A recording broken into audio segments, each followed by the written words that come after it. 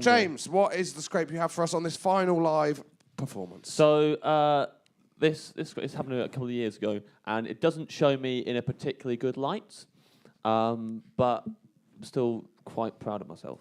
So I opened a tin of beans. Yeah. I've been out with Josh actually, and some other people, and I got very drunk. Very drunk, and lads in town, right? And I got the night bus home. I live in London, and I got on the night bus. Josh was away stealing a night with someone, presumably. It's 2 a.m. I'll take anything. Acaster's gone, so it's all fine. Helium, no use to me, mate. So I was on a night bus on my own, and I normally keep myself to myself on a night bus. I don't really do much. I'm quite a nice, timid person. But on this particular, I remember at one point turning to the girl next to me and asking her where we were, and she told me to shut up and not speak to her. So and started out very friendly. What kind of time was this? Like 3 This was like pretty late, 3 or 4. And then a group of about 10 lads got on the bus, and they were proper lads as well. And they all got on, and Ivo was, as usual, the ringleader. And come on, lads, don't be afraid to let your hair down. My catchphrase. Yep. And bus was full. There were no seats left. So the lads just stood in the aisle of the bus. They were all eating chips and really loudly shouting. You know, they just take over the whole bus. And everyone else went very quiet and scared. And they were shouting very loud. And at one point, one of the lads started shouting about his friend, going, "What's that, Robert? You want to suck a dick, mate? Hey, everyone on the bus. Robert here wants to suck a dick. There's nothing Robert likes more than sucking dicks really, really, really loud." And then Robert went, shut up, Alistair. And then I said... Were you sat among the lads? I was sat, they were kind of like, as far from me as this gentleman is here. They were kind of like, I was in that bit of the bus. 10 foot. Yeah, about there. So that's where Alistair was. 15. I love it when big groups of lads are immediately made less menacing by their names. Yeah, Alistair. I got beaten up by these big guys, Robert and Alistair. Yeah. So he said, "Shut up, Alistair." And I thought in my head this was funny before I said it. I thought this was funny and the lads would all think it was funny. So he said, "Shut up, Alistair." And I went, "Yeah, Alistair, you want to watch your mouth." Oh! Wow. I think that was a funny joke, right? And they all just looked at me and they went, and then they just carried on. So I thought, brilliant. I can keep doing this. Don't mess with him. He's the guy from the WoW scenario. They didn't respect the rules of music. They won't respect the rules of the bus. So I thought I'd just carry on doing it. So I carried on doing it all night, all the time on the bus. Every time Alistair said something really loud, I'd do a quip, always involving his name and quite loud. So at one point, Alistair went, "There's too much sauce on these fucking chips." And I went, "Classic Alistair." Loud.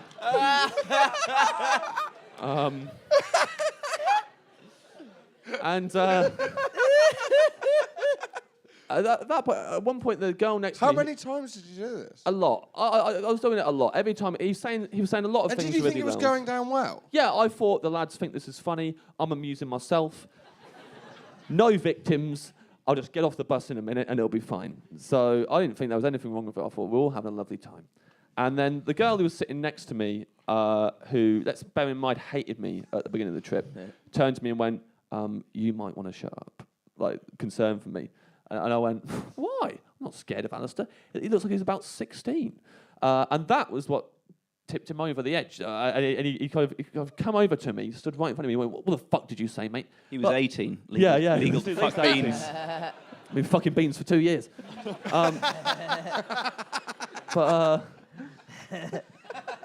Came over to me and he went, "What the fuck did you say?" And but because I was so like, I've been trying to get his attention for ages, and so I was so happy that he was finally paying me attention. So I just I went, "I just said you look 16, Alistair." And he went, "I'll show you who the fuck looks 16. And I went, "How are you going to do that?" Just going to get a line of people and be like, "He's 16, he looks 16, but he's not. He's big for his age."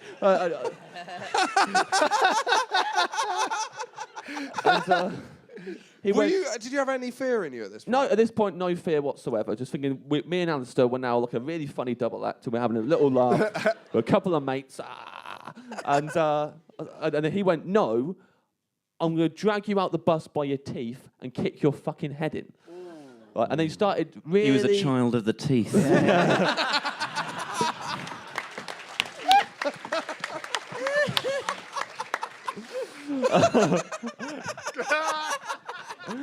No, jam a Capri Sun in your fucking face. You better hear a pin drop, mate. So he started graphically describing how he was going to beat me up. He's going to take you out, so I'm going to stamp on your eyes and then smash your head against the curb, all this stuff. And at this point, it was the funniest thing I'd ever heard in my life, in my head. So he was telling all this graphic stuff, and I was really laughing. I was doubled over. I was really laughing about it, so much so that his friend intervened, put his hand on Alistair's chest and went, Alistair, you might want to back off, mate. This bloke looks mental.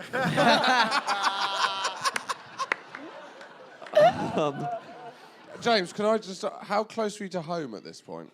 I don't. At this point, it's the number 29 bus, if you're familiar with it. I don't know where I once was got during maced this. on the number 29 bus. Sorry? I once got maced on the number You got 29. maced? Classic Alistair. What was it? Was it by Cheryl Cole? I bet James had gone way past his home just to keep up the banter. Classic bants with him. It's not a nice story, actually. What, you were talking to this girl, and then things moved on, and the police came after she called them? No, I got on. It was one of those bendy buses, and and I was getting a lift back into London from a comedian that from Wrexham. He was late for the gig because he was doubling up with Liverpool, which isn't a satisfactory double up. Not going to name him. And he dropped us. He was a London driver. Apparently, he dropped us in Enfield, which for anyone from London isn't fucking London. So we had to get the N29 at 4 a.m. and some youths got on and maced the whole bus. What? You're joking? Really? No, I'm not. No. I don't know why I brought this up, because it's actually a really horrible It's a horrible story, yeah. Well, it but was what- worth it for us getting to hear you use the phrase "some youths got on." Some rapscallions. Yeah. Yeah, and they thought what they do is they spray mace, everyone wouldn't be able to breathe, and then they got off at the next stop, meaning that we'd have to get off and then they'd mug us. But what they hadn't accounted for was the fact it was a bendy bus, so we just walked down the front. Beat the system. 1-0 to cut the the button. educated. I used to fall asleep on the night bus home a lot, and I would end up right out by the M25, and I lived in Ealing, and the bus driver said to me, this is the stop where muggers wait for people who've fallen asleep with their phones in their hand, and they run on and grab it. Oh my God. And I got off. Nelson! And I got off, and he was driving the bus back into London. So I said, can I just stay on the bus? And he said, no. And this was at 4 a.m. He said, you have to wait. And I watched him drive the bus around the corner, wait at the next bus stop for half an hour. And I had to stand outside the bus for half an hour. And then he opened the doors. I got on and said, single back, hi. And then we drove off. Absolutely ludicrous. Bloody ticking boxes. Life, eh? Where were we? So, I'm glad you told that, because it did bring us round from my awkward macing story that created an odd energy in the room. No. And we're back there. Sorry. Fun fact, mace is based on hot sauce. Carry on. James, rescue us. okay, so There wasn't any hot sauce on his chips. I was on the night bus. So yeah, at this point, I'm laughing at him while he threatens me. His friend says to him, Alistair, you might want to back off. This bloke looks mental.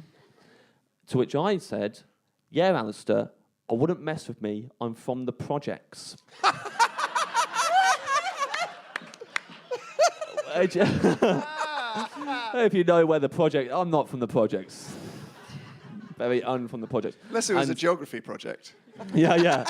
In which case, I'm very much from them forever. But I turned to the girl next to me to be like, hey, wasn't that projects line really funny? And she had gone. She wasn't there anymore. And all 10 of the lads had formed a horseshoe around me so Lucky. that I was Lucky.